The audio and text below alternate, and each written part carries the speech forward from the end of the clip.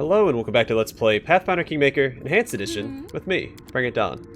So I was going to start in the basement, but I forgot that the camp area, or like the hub for all your allies, actually has a second dimension as well. So we're going to go take care of that. Taste my fury. I'm not afraid. Also, my cat's banishment has ended, so if you hear any background noise, he's back. Is there fog out here that I can use, or do I have to go back inside? I have to go back inside. But yeah, just quick wood. Nothing crazy.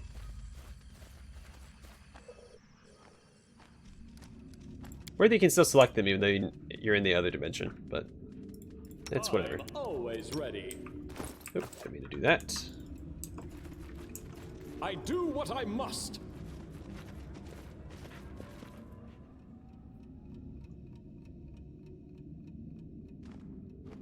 We should move.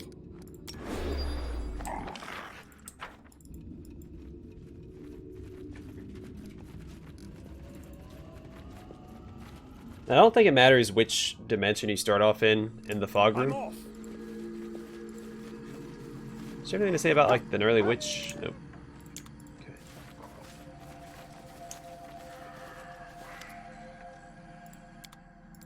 Now you can have all of that stuff, and you can have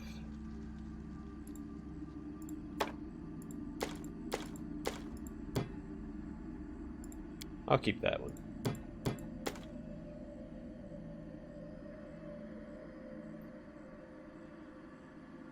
She doesn't get my uniques.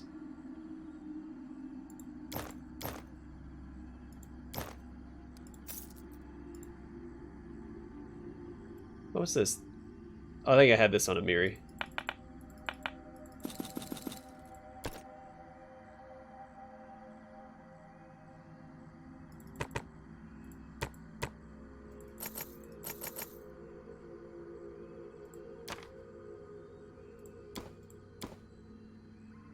Honestly, I don't like this at all, so she's welcome to have that as well.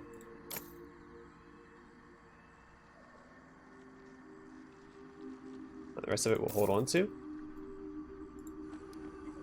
That's alright, I have a bunch of rods now. Let's see what we have. Empower Meta Magic Rod. Have that.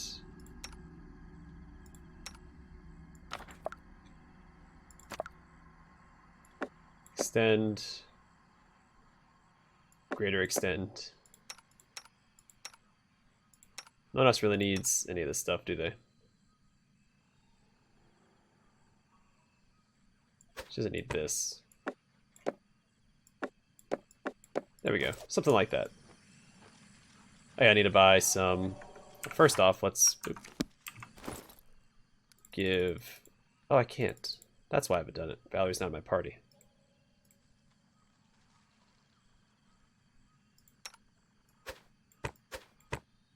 I keep forgetting I gave him the lover arrows as well. Oh, what was I doing? I need to buy rations.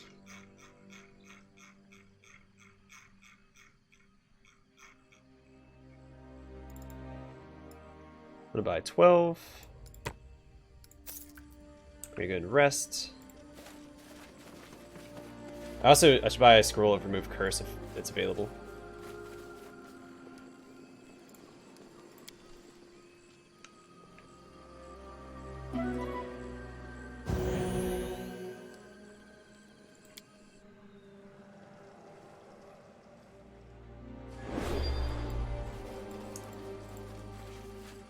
We're still fatigued. I don't understand the permanent fatigue.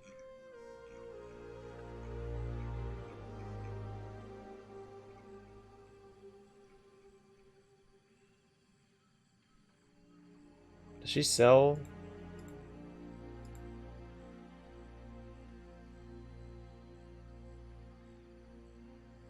Oh, kinetic blasts.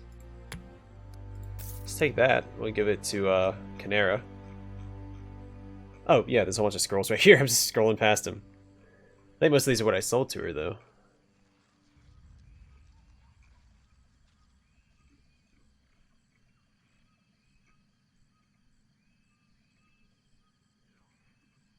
Yeah, I don't see anything. Oh, wait.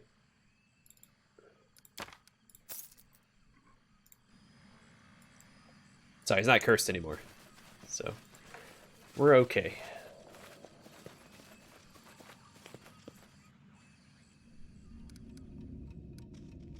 Is this me? Alright. Back to the basement. I'll take care of it.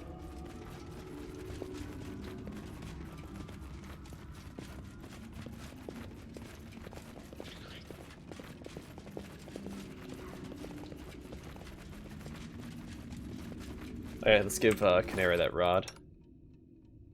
No, not that one. Get your heads out of the gutter.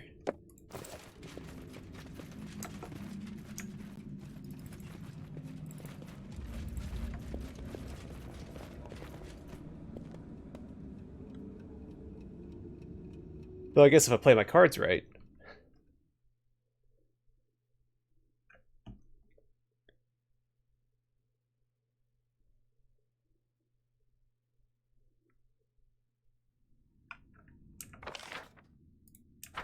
All right. It's time to act.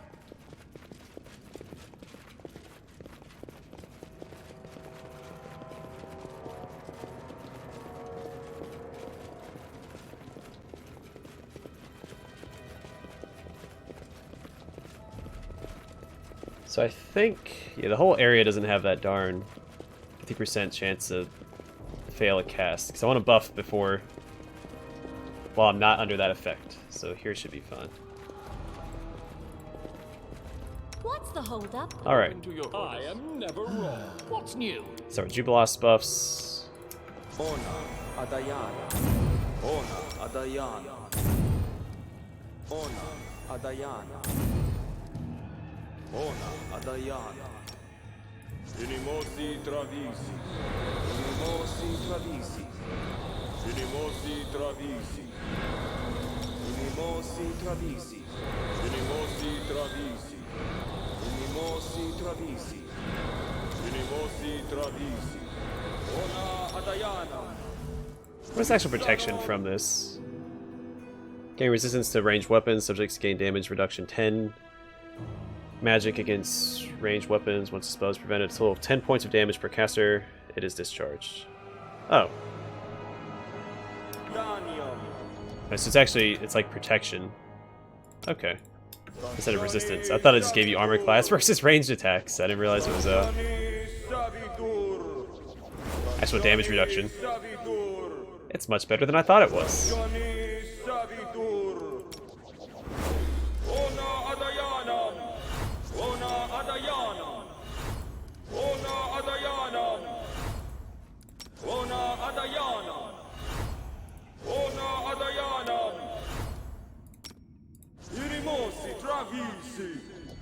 Ready and willing.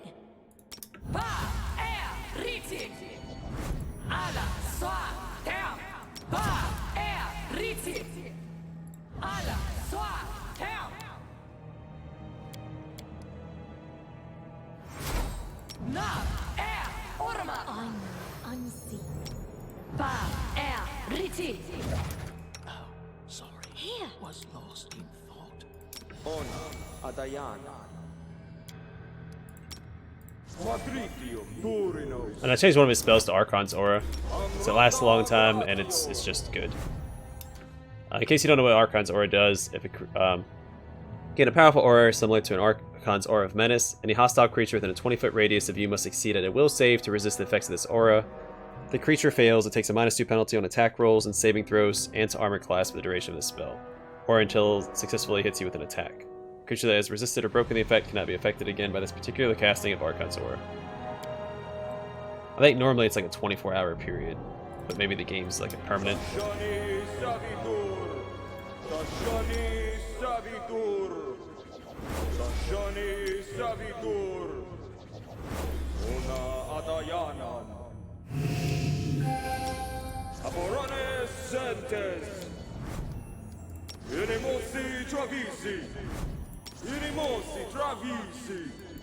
Alright, we should be good. So we need to get inside. Then I think let's see, it's quick save. Oh yeah, let's Quiet. I'm thinking. try to do this. I was gonna do it with my summons up, but I don't think that the summons can follow you through the fog. I'm not sure on that though. But I don't want to risk it. I'm always ready.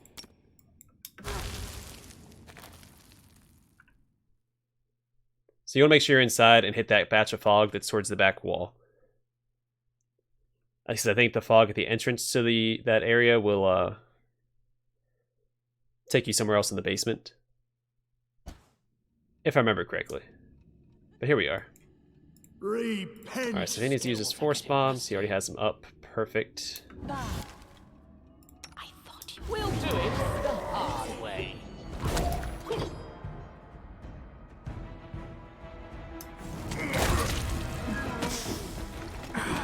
No strength wasted.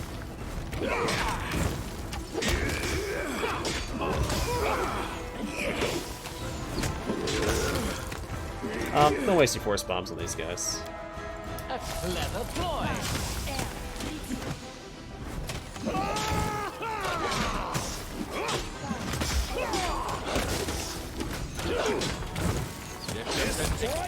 My masterpiece! Alright, and the third key. Savior. I thought it was a dueling sword. Alright, it's an elven curved blade. That's the enhancement +5, Butterfly Hunter's Needle, Mithril Finesse Wielding. Each time this +5 Mithril Elven curved blade lands a hit, it heals the wielder for 1 hit point. So, okay.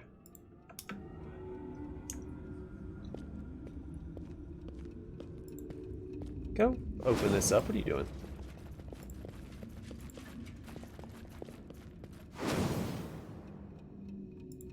Understand that it's locked. Keep trying until you succeed.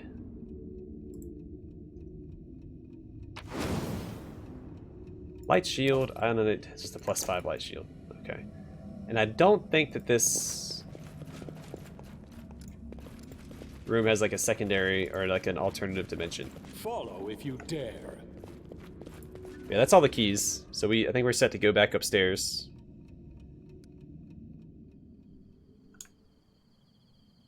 I don't remember this area. My skills are absolute. I'm there. Alright, very small area. Nothing here. It's, oops. I'll take care of it.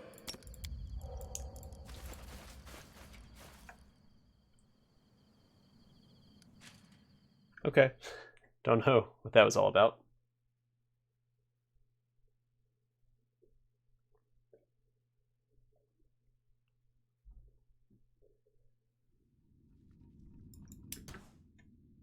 Weapons, spells, poisons. Alright, should be good. Just head upstairs then and, A shame one life is not enough to master them all. deal with what's-her-face. Nyrissa. I don't remember much more about this dungeon. There's not a lot left. There's still that room I can dimension door inside of. I don't think it's worth it. In all honesty. So I don't remember there being anything special back there. It's pretty straightforward. You just have to angle in front, like position yourself in front of the door so you can see inside. You'll see that wild hunt guy standing in there. If you get too close, it'll become hostile. Then you can just dimension door your entire party inside. I don't like leaving loot behind, but I forgot to memorize dimension You can count on me. door on any of my party members, so What's taking so long? she used to have it as an ability. She doesn't have it anymore. Oh wait, yes she does. But it's only a one-way trip. So I don't know if it's worth it.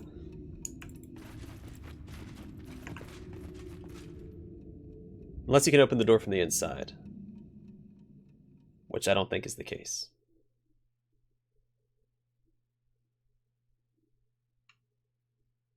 I don't know, we'll try it out. Why not? I'll say beforehand, if we get in, we get in. If we don't, we don't. Should move. Shouldn't be any enemies in here. Just gonna sprint to the other side.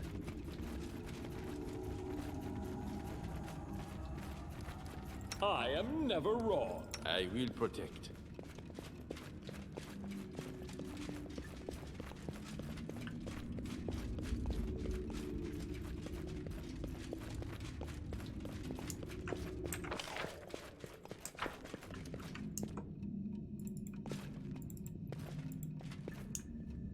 I'm off.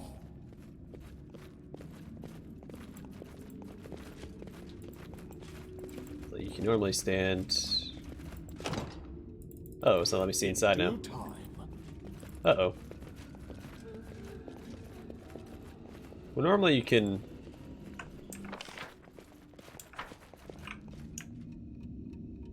it's interesting. Normally you can see inside of it. I'm always ready. This happened there just a couple episodes ago. I saw inside and the Wild Hunt guy became hostile. Did they change it? So now you just can't get in here? I haven't had a patch of the game. You can kind of see inside of it. I am ready.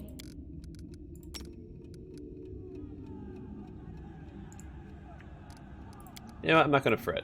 I'm there. I made it in there in the last Let's Play, so I'm not super worried about it.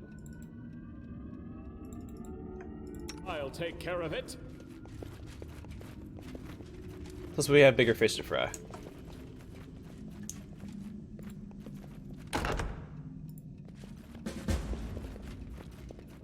Before we do anything crazy, make sure we're ready for success.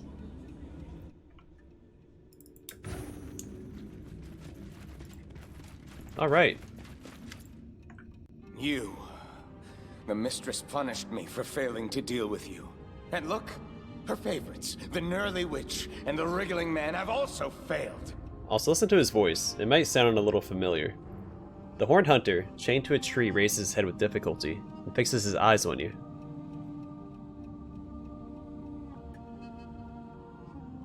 Yeah, if you stop attacking me, I won't hurt you. Think not of me. Did I not tell you that the shadows behind your back is always her?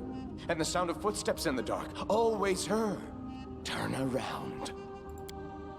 Well, I mean, My hound. you have to turn around for that. You've run so long to finally meet your mistress. You can't tell by the nymph's appearance whether she is calm or excited, frightened or angry. Nyrissa barely looks at you. She stops by the apology and runs a finger along its rim. Yeah, call me whatever you want, Nyrissa, but your most loyal servants are defeated. Your power is gone. Surrender. You are still in my kingdom, silly child. And the kingdom is alive while its ruler draws breath. That's true for both of us, isn't it? I won't step back. Not now, when you've come to me yourself to fill my cup. Ends here. Alright, so a couple of spells. We'll do the trick. We'll start with Icy Prison, and then she'll go to Disintegrate, I think. Jolting Portent might be good to start off.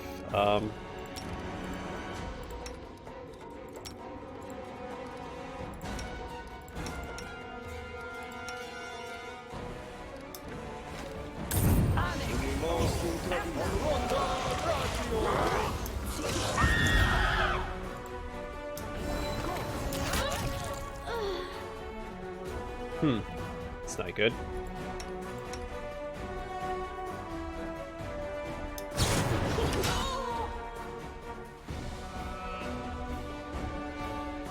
Is that Banshees, whatever?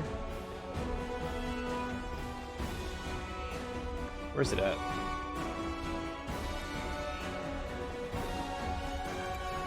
Yeah, Wail the Banshee. Ugh, whatever.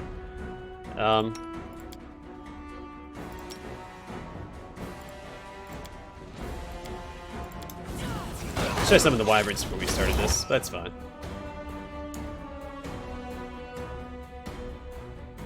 I think Nyrissa's already... Oh no, wait, he's turned. Wait, what's going on? Oh boy.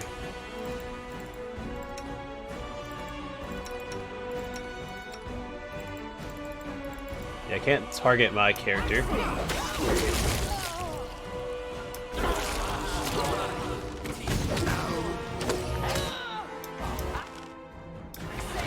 Alright, I don't actually know what's going on. Let's see. Oh, my main character's dominated.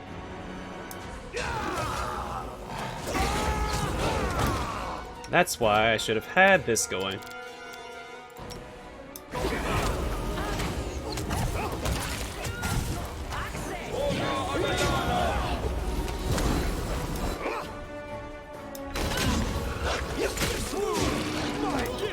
I'm actually gonna have him try to go ahead and resurrect Octavia.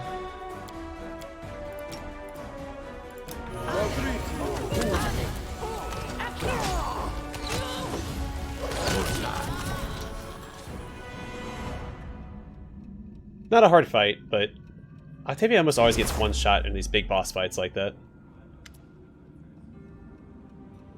Everything around shudders with the scream of 1,000 voices, soundless but trembling.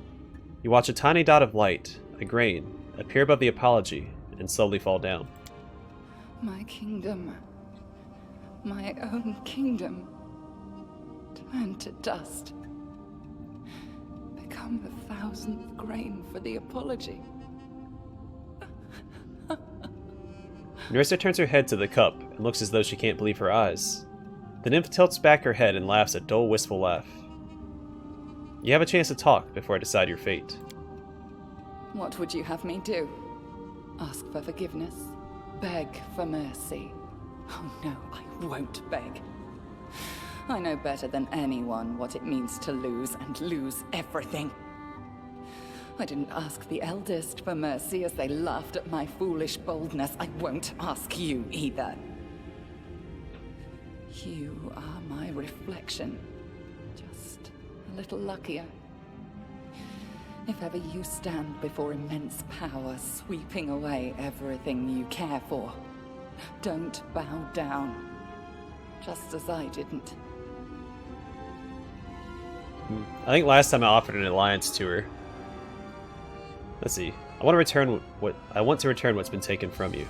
I looked for it for such a long time. So long that I forgot why I needed it. But you, why do you? Why do you want to return what I lost to me? So this is part of the... Spoilers, there is a secret ending where you can romance Nyrissa, and this is where it would culminate into the romance, I believe. I haven't been making those decisions throughout the game. I've been kind of just dismissing her left and right. This is the response you'd have to take in order to romance her. I plan on doing it in a future playthrough because I think there's an achievement for it. Anyway, I'm going to pick lawful neutral because that's what I started as. Because I want justice. Briar is a part of your soul, and it has to be returned to you. What does justice mean in matters of the soul? In the gains of great powers, in the beating of a living heart? It's just a word, and nothing more. If that's all that moves you, then forget it. I don't need this gift. Okay, I want to let Nyrissa go. Because last time I again offered the alliance, I'm trying to mix it up. Promise never to invade my lands again, and I'll let you go. One way or another, the 1,000 grains of dust have been collected. You can take the cup and gain your forgiveness from the eldest. Is this mercy? Or a cruel joke that I do not understand? Let it be. I accept your gift. I'll go to the trial of the eldest and give them the apology. It represents thousands of years of insanity. This must end.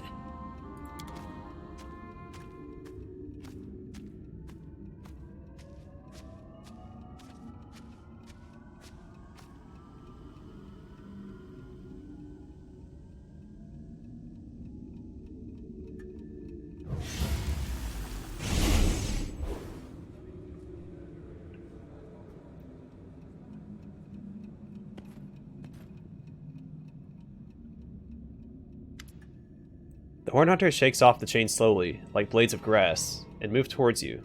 His movements are strangely powerful. You've pleased me, King of the Sand Castle. Now that the performance is almost over, we can take off our masks. Although I'll be sad to part with them.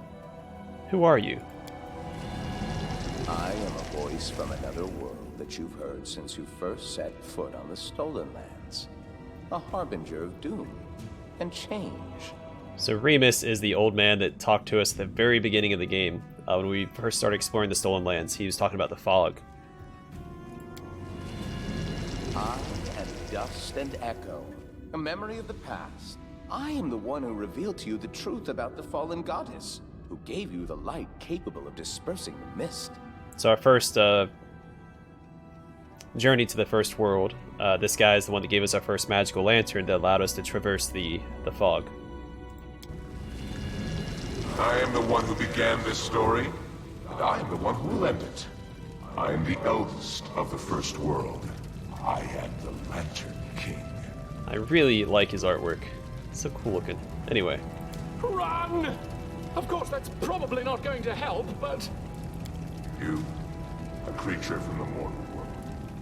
You are just one of thousands of waves born in an ocean of my creation.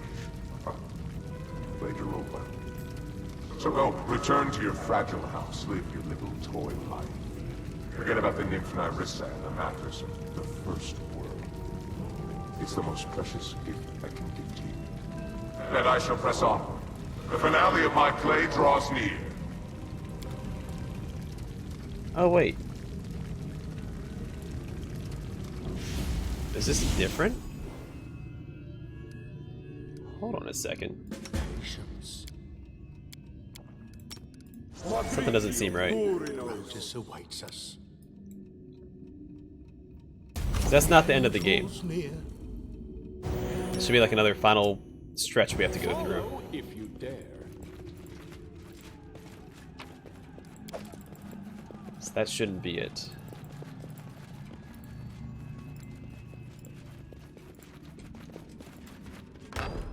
I do what I must.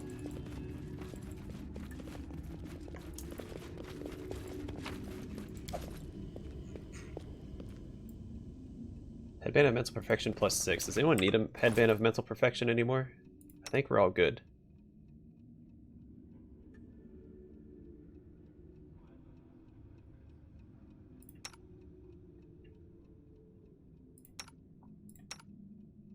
He has everything he needs through that. Okay, yeah, she could use one. At this point, we don't need the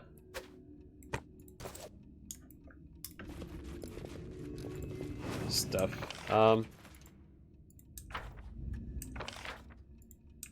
Yeah, not gonna bother dimension dooring into that. Let's go back home.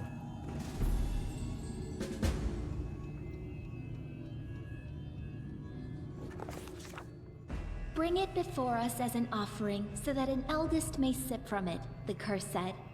Having filled the cup, Nyrissa appeared before the gods of the first world. That was when the Lantern King played another joke. He announced that the nymph, cursed for her attempt to become one of the eldest, would now get to be one. He commanded her to drink from the cup, and he was probably about to deliver some pompous speech, but... I'm not sure who all these are. I think this is supposed to be like Sheikah. One of these is supposed to be Sheikah. These are obviously the council. That might... But the Lantern King's behind.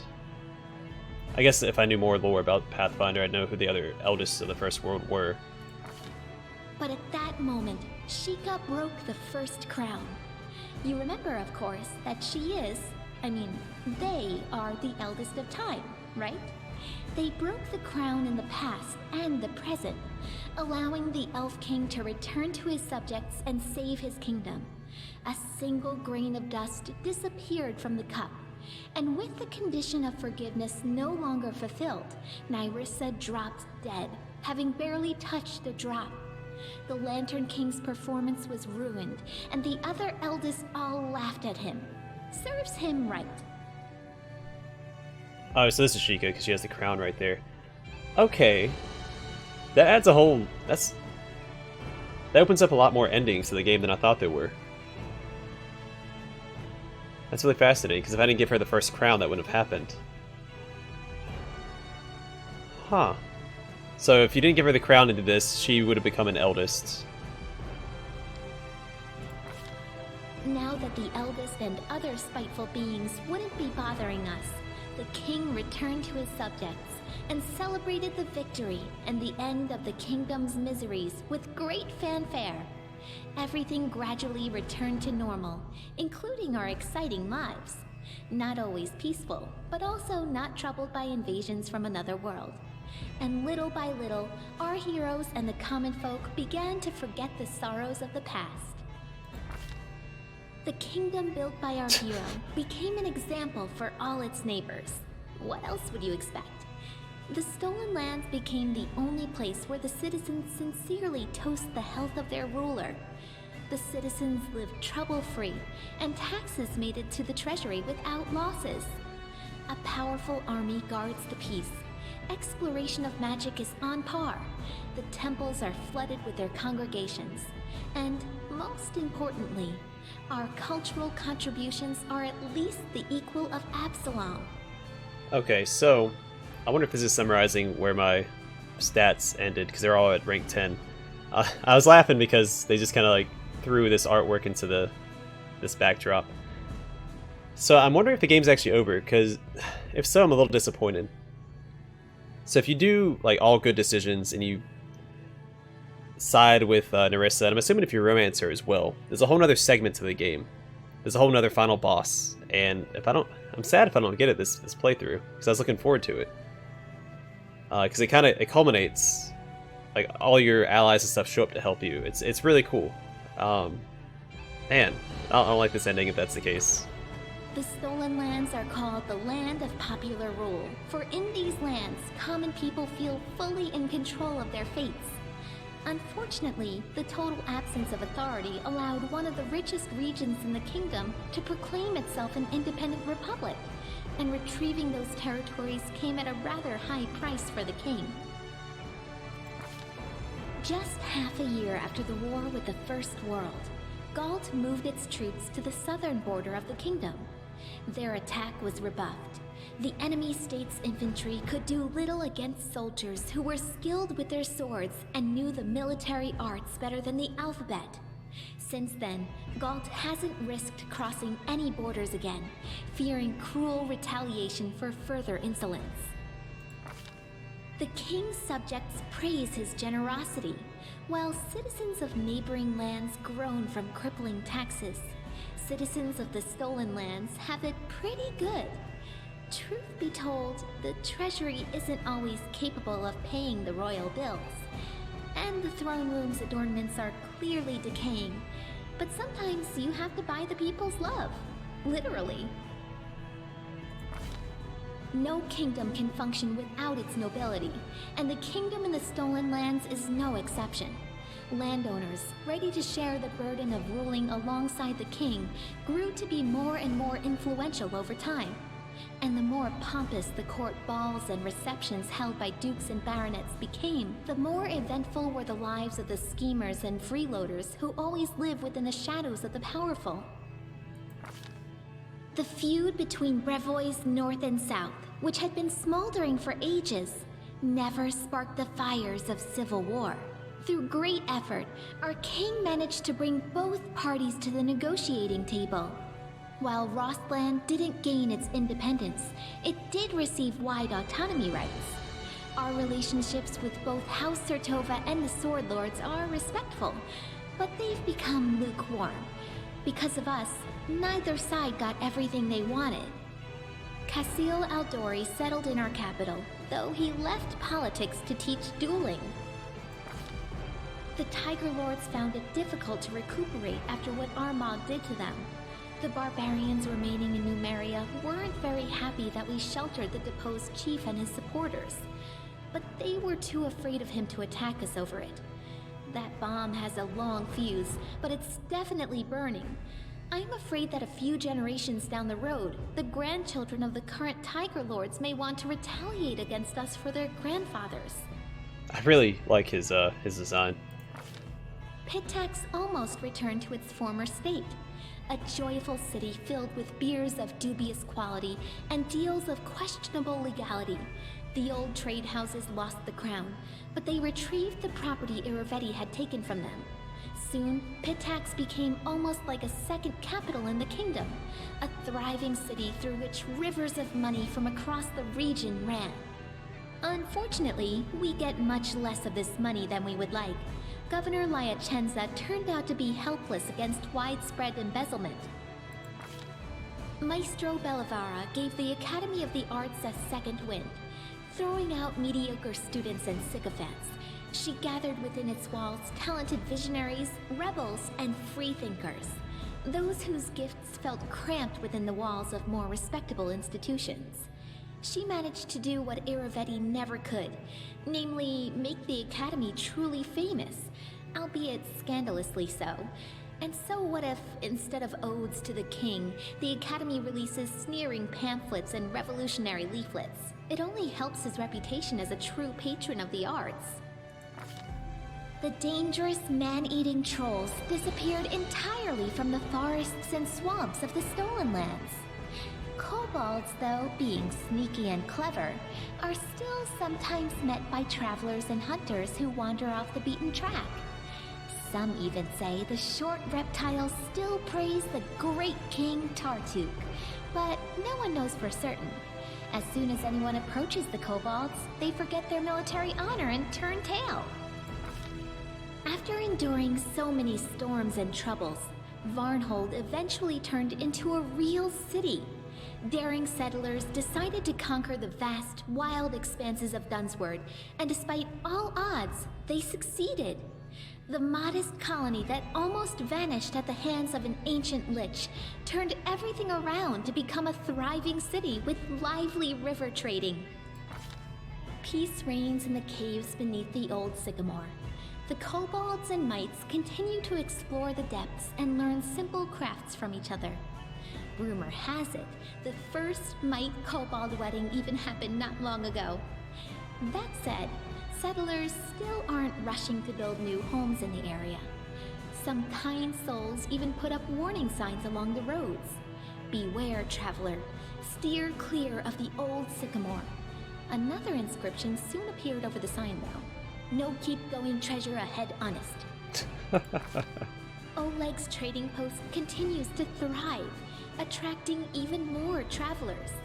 Much to its owner's displeasure, a small town is springing up around it. Despite Oleg's grumbling, he and his wife are well regarded by everyone, and Svetlana was even elected town chief. Jod and Keston, after surviving the bloom, remained loyal to the king they followed through thick and thin, and they continue to serve as court advisors to this day. The austere priest and the gloomy warrior regularly argue over the proper way to govern the state, as well as which of the two rulers should hear out first. Some things never change. Keston Gares took a post as chief of the kingdom's guard. The former heir to a noble family never returned to Brevoy, severing all ties to his kin. However, a few years after the victory over the First World, a girl arrived from Brevoy and soon married Keston. They say Keston started smiling a lot more after that. Jod remained loyal to the king to the end of his days, healing the sick and generously sharing his austere wisdom with anyone who wished to hear it, and some who didn't. Having fulfilled his duty to the ruler, Erastil's priest peacefully departed this world, surrounded by friends and disciples. His artwork reminds me a lot of a character from Pillars of Eternity. Having participated in Lamashtu's ritual, Olika gave birth to a strong and healthy baby. Sadly, the child grew into an unruly and violent adolescent.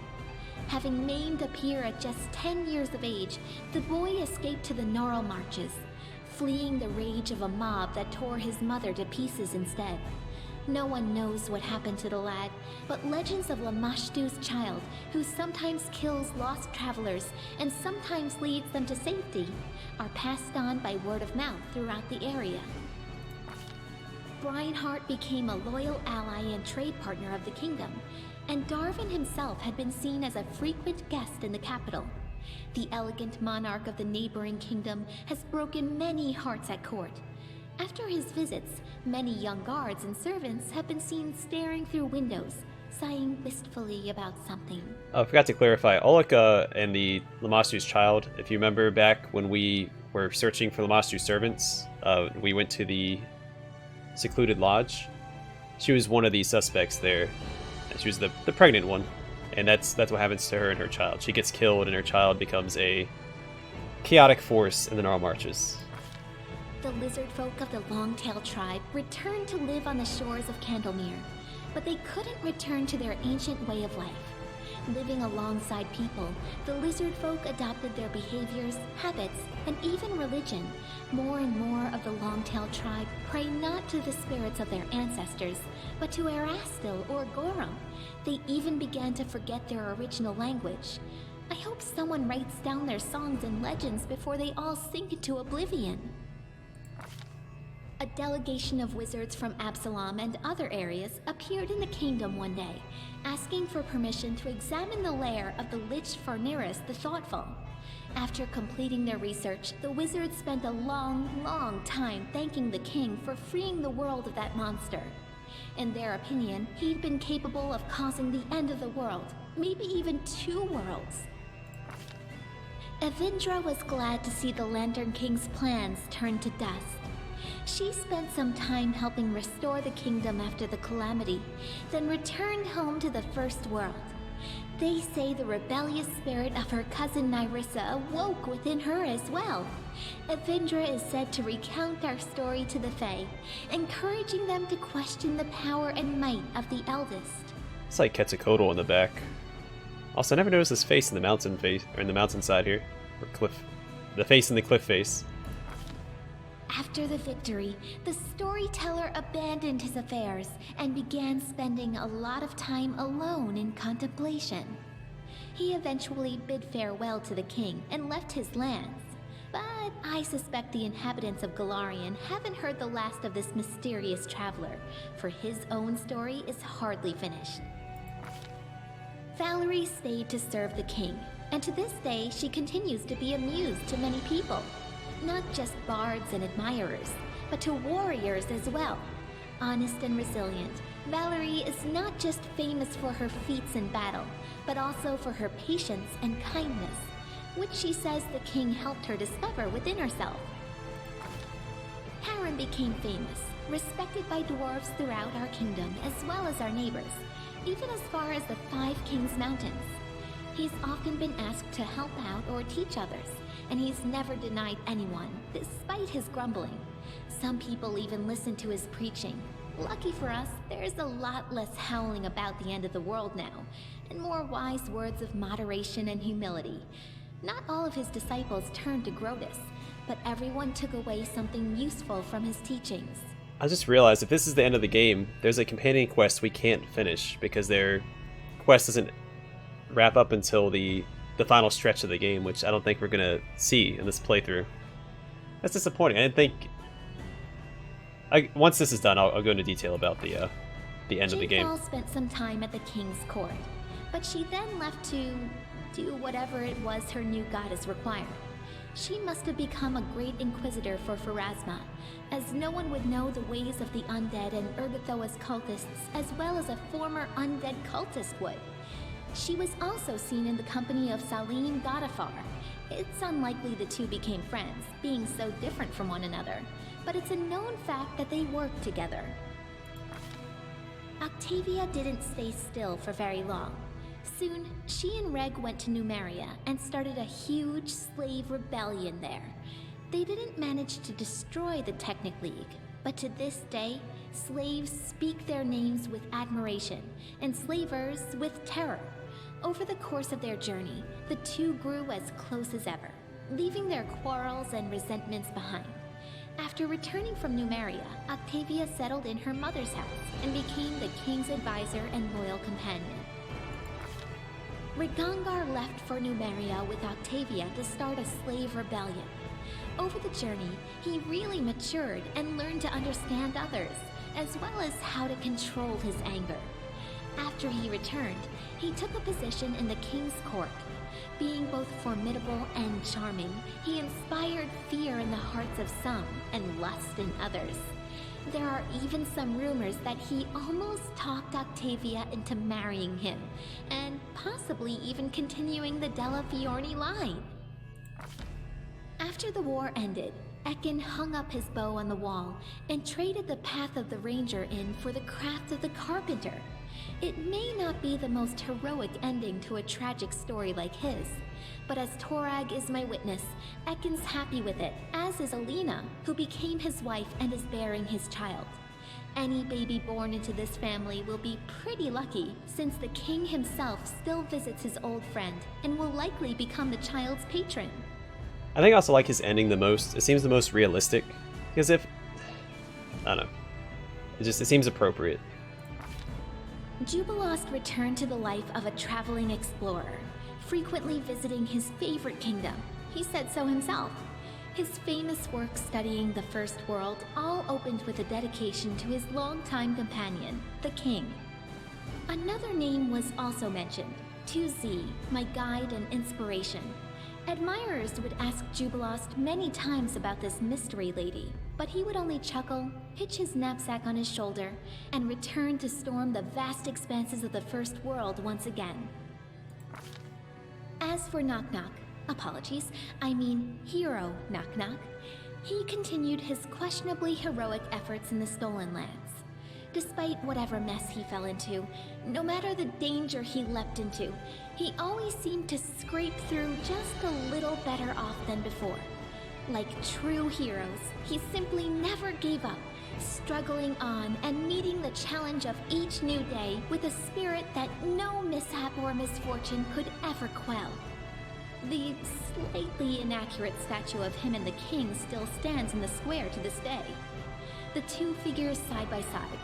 I've always felt that, while the heights may be a bit off, let's say, it accurately reflects the size and spirit of the goblin hero who'd been nurtured by the teachings of his king. Kalika has become calmer and wiser, but her friends no longer hear her singing by the fire anymore. If she does write poems, she keeps them hidden away. She doesn't quarrel with her sister, but perhaps because she's grown weary of fighting, and not because they've truly made peace. I'm not happy with this ending. Canera's precocious spirit seems to have evaporated. She doesn't jeer and mock others as much as she used to, and her friends mourn her sharp wit. She's grown amicable with her sister, but her liveliness, emotional tantrums, and deep caring have given way to a calm, almost businesslike acceptance. So their final companion quest takes place after we fight with Nyrissa, and again, I'll talk about that. I'm upset about this. I wanted their good ending, because I didn't get it last time because I goofed up. Gosh darn it. Despite all the woes that befell the country, our king remains a strong leader. Many noble houses from neighboring lands wouldn't hesitate to be related to him, and they regularly send a variety of marriage proposals. As for myself, the author of this book, Lindsay, who never chose a pretty nickname, I'm still here, inside my creation within the Capitol Library. I live just like I always dreamed, surrounded by people and books, and not a day goes by without someone turning my pages. My story inspired many others to take up the quill. My readers have written many fierce books, articles, and pamphlets, flinging truth in the faces of tyrants. What more could I dream of? I hope, oh honored reader, that this story offered you some daring ideas, or at least some entertainment. In any case, it's time to set the final period.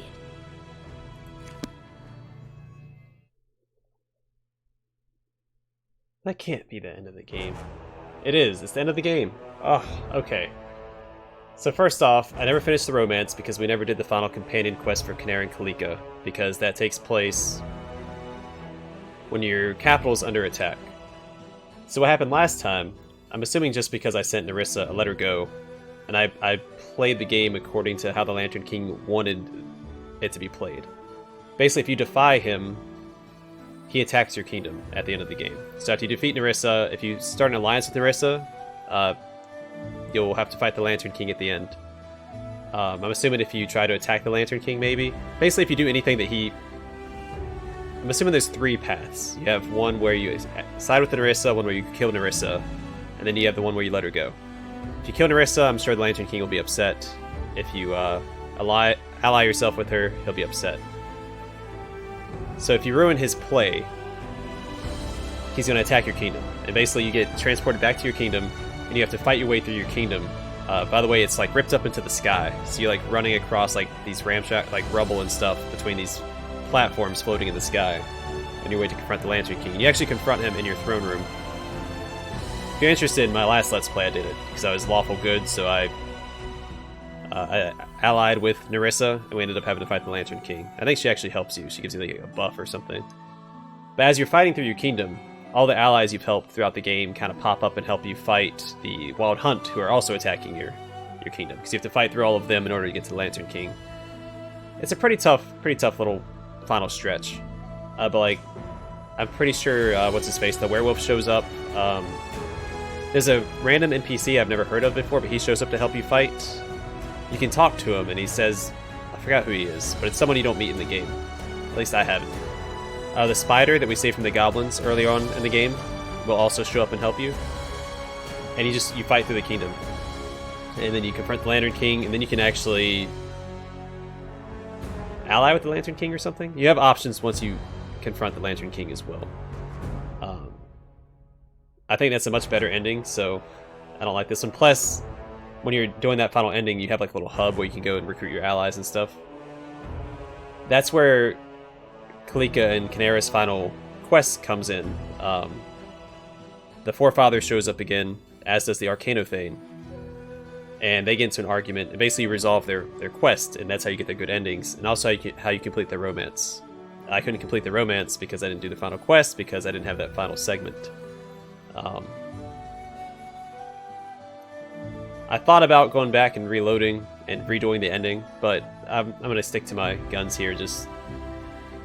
I'm content with, because I'm going to play through the game more. I may not record it, I might stream it or something, so if you're interested in watching that, come check it out. I still have a Chaotic Evil playthrough to do, and I have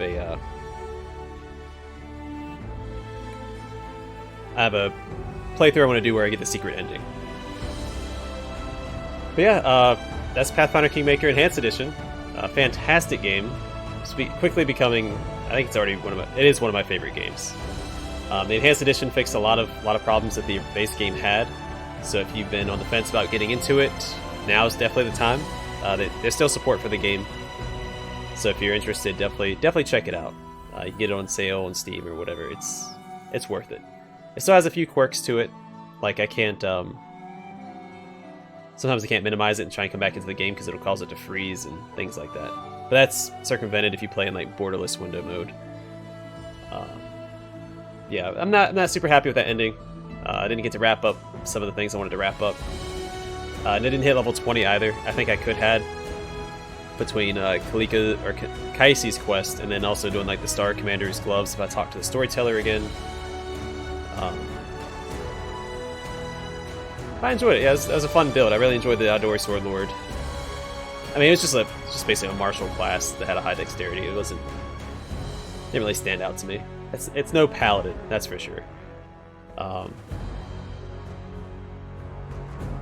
yeah, I highly recommend the game. I'm gonna call it here. Thanks for joining me on yet another adventure. Hope to see you guys in the next Let's Play.